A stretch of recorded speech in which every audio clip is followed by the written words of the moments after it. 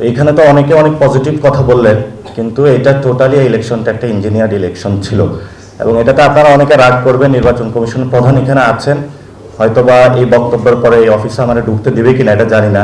তবে ইনশাল্লাহ আরেকটা গণ অভ্যুত্থান হলে নির্বাচন কমিশন প্রথমে আমি এটাতে হাত দিব, যাতে নির্বাচন কমিশনটা আপাদ মস্তক এটার হলো গোড়া থেকে আগা পর্যন্ত পরিবর্তন করবে এবং আমার ফার্স্ট টার্গেট হবে এটা।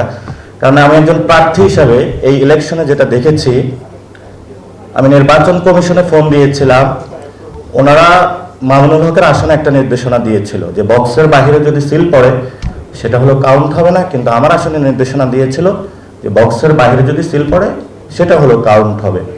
এবং সেখানে নির্বাচনের দিন ডিজিএফআই, এনএসআই এবং অন্যান্য গোয়েন্দা সংস্থা থেকে শুরু করে কিভাবে ডিসি অফিসে নগ্নভাবে একটা ইলেকশনের ইঞ্জিনিয়ারিং করতে পারে সেটা সাক্ষী এই বাংলাদেশ দেখেছে।